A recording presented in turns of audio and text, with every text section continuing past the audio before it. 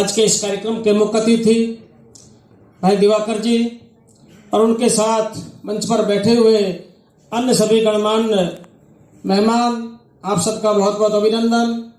और इस सभागार में उपस्थित जो इस गौरैया को बचाने के लिए चेहकतागढ़ फाउंडेशन के आमंत्रण पर यहाँ पधारे हैं, आप सबका बहुत बहुत धन्यवाद। अभी भाई राजकुमार जी बोल रहे थे और एक बहुत सुंदर कविता बहन अंजलि सिसोदिया जी ने आपके बीच में कही है। हमारी भी बैठक में एक बड़ का पेड़ होता था जिसे बरगद कहते हैं पढ़ी लिखी भाषा में। बहुत सारे पक्षी उस पर रहते थे, उनके घोंसले होते थे और हम जब छोटे छोटे से थे न वो हमसे डरते थे न हम उनको कुछ नुकसान पहुंचाते थे, साथ साथ खेलते थे। बड़े हुए हम शहर की तरफ आए, एक कंस्ट्रक्शन का काम चला जिसे हम आज विकास कहते हैं। हम सब इससे जुड़ते चले गए और इसी को विकास मानते चले गए।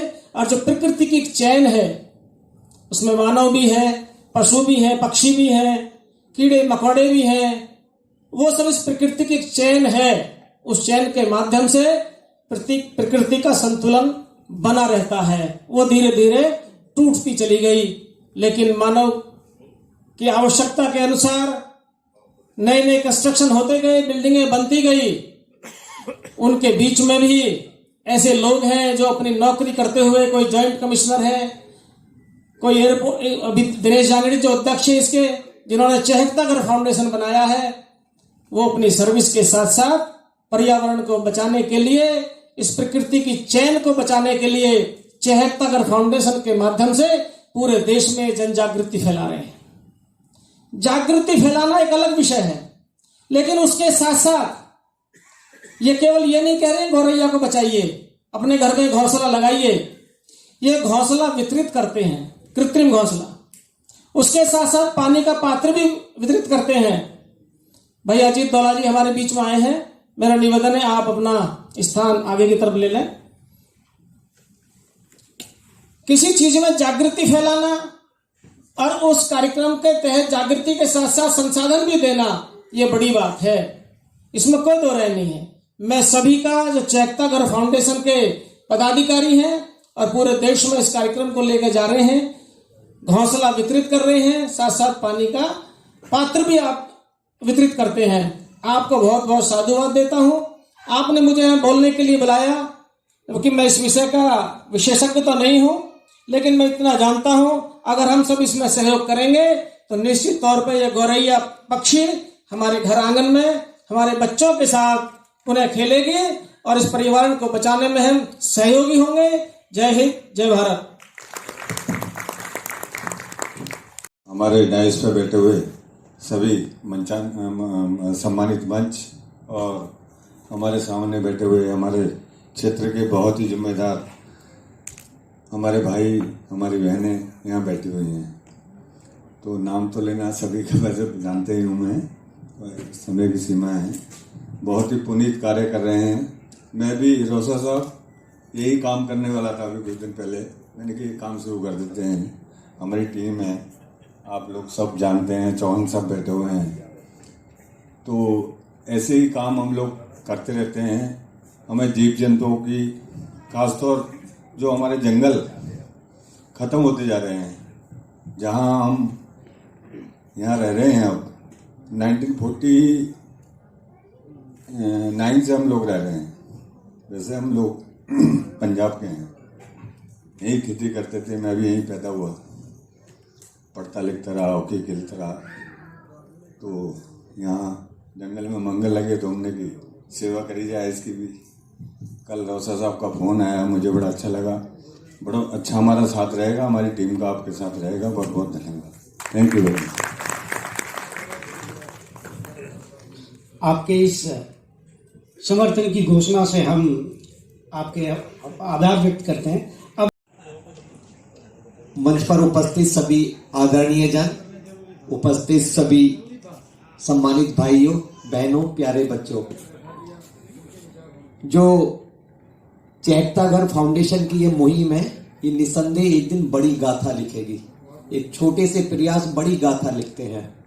और अगर आप पुराने दिनों की याद करो तो गांव के आसपास इतनी बड़ी संख्या में घोंसले रहते थे, आज हम देखने को तरसते हैं।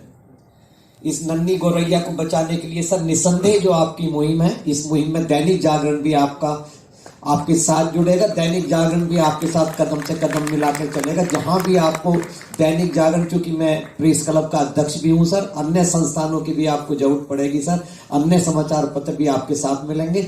इस मंच का मैं 1 मिनट सदुपयोग करना और चाहता हूं। दैनिक जागरण की इस समय देश में एक मुहिम चल रही है जल और जल की बर्बादी को रोकने के लिए, कि जल को बचाना। आप कल्पना कीजिए, जब 20 साल बाद 30 साल बाद हमारी पीढ़ी के सामने जल की समस्या आएगी, तब आप सोचिए क्या हालत होगी। सुबह आप उठते हैं, आपको 2 घंटे भोजन ना मिले चल जाएगा, 2 घंटे कपड़े ना मिले चल जाएगा, 2 घंटे सोने को ना मिले चल जाएगा, बिजली नहीं आ रही चल जाएगा। अगर घर में 10 मिनट पानी नहीं आता है तो आपकी हालत खराब हो जाती है। और आप सोचिए जब 20 साल बाद पानी खत्म हो जाएगा तब क्या हालत होंगे। इस पानी की बर्बादी को रोकना होगा, पानी का पुनः इस्तेमाल करना होगा। इजराइल जो 60% रेगिस्तान पे बसा हुआ है, पूरे वर्ल्ड में एक अकेला इजराइल ऐसा देश है जहां 90% पानी का पुनः इस्तेमाल होता है। और आपको जानकर हैरत होगी, इतने बड़े देश भारत में सिर्फ 4% पानी का पुनः इस्तेमाल होता है।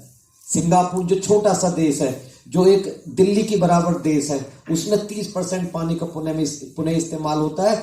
और इजराइल में 2 बार पानी का पुनः इस्तेमाल करते हैं, वो 1 बार नहीं 2 बार करते हैं। और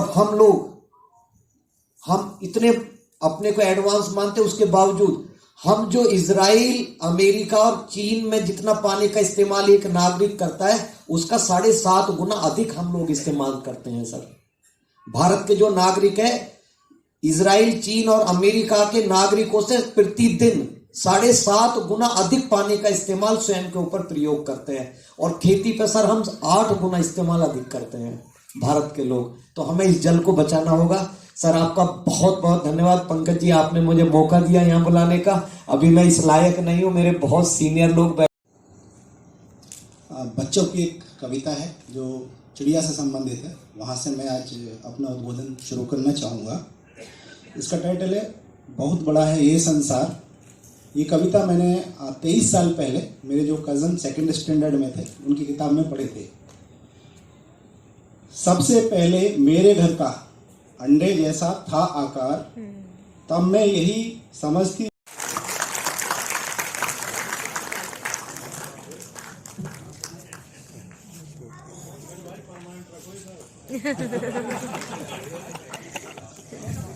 माननीय विवेक तिवारी जी।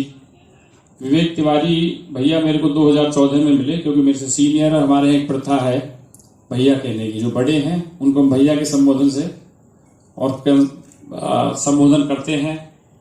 तो विवेक तिवारी भैया भी हमारे इतने सामाजिक कार्यकर्ता है, कहीं भी जब पता चलता है इनको कि भाई कोई सामाजिक कार्य हो रहा है तो उसमें बहुत बढ़ चढ़ के हिस्सा लेते हैं।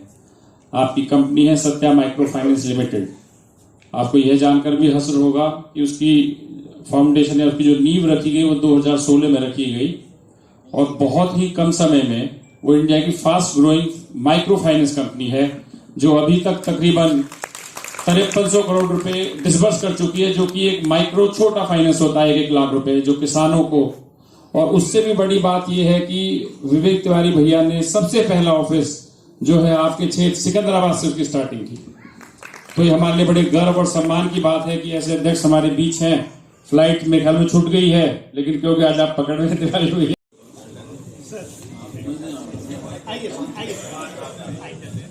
कर्नल MS नागर साहब,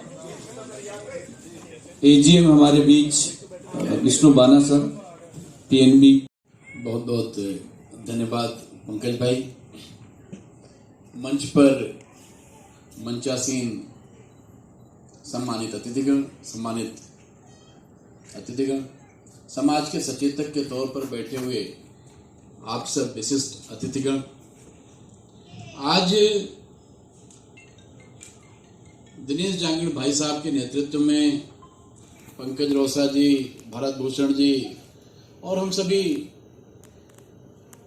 जो समाज के यहाँ हम सब लोग बैठे हैं, कि एक सकारात्मक सोच के साथ मैं सोच पा रहा हूँ किसी भी कार्यक्रम की या किसी भी अभियान की सफलता उसके नाम से ही काफी कुछ तय होने लगती है। चहकता घर नाम ही